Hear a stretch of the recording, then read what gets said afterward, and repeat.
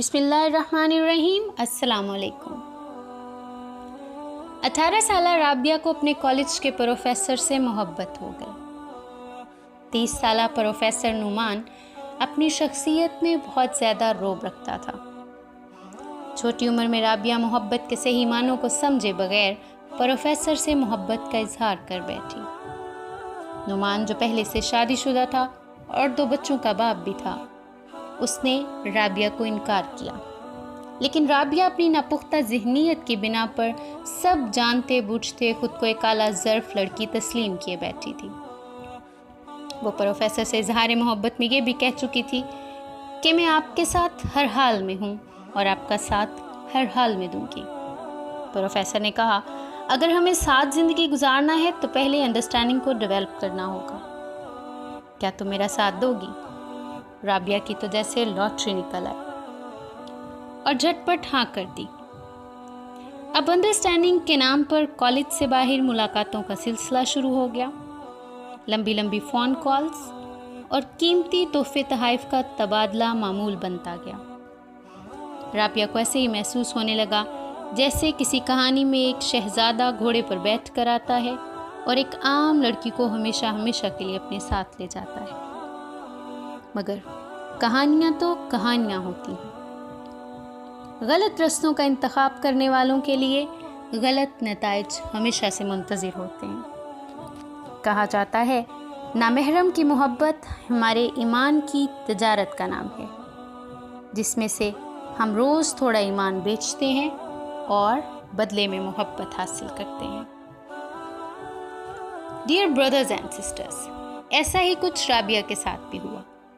नुमान की थोड़ी सी मोहब्बत के लिए इसकी हर जायज़ और नाजायज़ ख्वाहिश को पूरा करने के चक्कर में राबिया बहुत आगे तक निकल गई।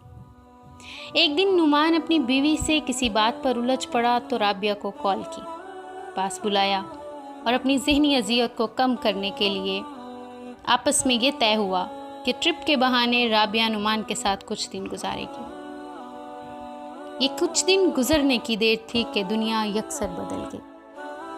राबिया इज्जत व आबरू तो लुटा ही चुकी थी, लेकिन नुमान का बीवी से सुलह के बाद ये पैगाम भी मौसूल हो चुका था कि तुम एक अच्छी लड़की हो, लेकिन मैं नहीं समझता कि हमारी आपस में अच्छी अंडरस्टैंडिंग हो पाएगी।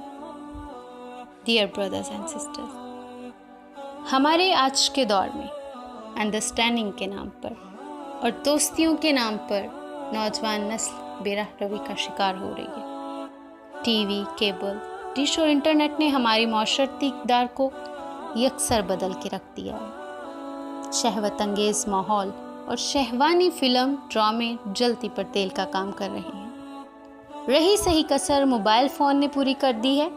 मल्टीनेशनल कंपनियां अपने मुनाफा के लिए दिल फ़रेब पैकेज पेश करती हैं और नौजवान नस्ल इन पैकेजेस से इस्तिफ़ादा हासिल करने के बजाय ज़िल्लत का शिकार हो रही है। हम अगर इस्लामी इक़दार के ऊपर नज़र दौड़ाएं तो हमें इसमें बहुत सी ऐसी रवायात मिलती हैं जिनकी बिना पर हमें जानने का मौका मिलता है कि इस्लाम में निकाह जैसी पाकीज़ा ज़िंदगी अपनाने को क्यों कहा गया है। एक शख्स ने उमर रज़ियल्लाहु ताला अन्हु से कहा, अमीरुल मोमिनीन, मैंने एक खातून को देखा है और मुझे इससे इश्क हो गया है। तो उन्होंने जवाब दिया, इस अमर पर तेरा कोई काबू नहीं, इसका बेहतर और जायज़ हल निकाह है। मारूफ ड्रामा निगार और राइटर बानो कुद्सिया भी कुछ ऐसा ही फरमाती हैं। वो कहती है, इंसान हासिल की तमन्ना में ला हासिल के पीछे भागता है, इस बच्चे की तरह जो तितलियां पकड़ने के मशगले में घर से बहुत दूर निकल जाता है। ना तितलियां मिलती हैं और ना वापसी का रास्ता। अंडरस्टैंडिंग के नाम पे, दोस्तियों के नाम पे एक दूसरे की ज़िंदगियां बर्बाद करने की बजाय पाकीज़गी को अपनाइए। बेशक पाकीज़गी ही अल्लाह को पसंद है। अपना ख्याल रखिए, अपने ख्याल का भी ख्याल रखिए। अल्लाह हाफिज़।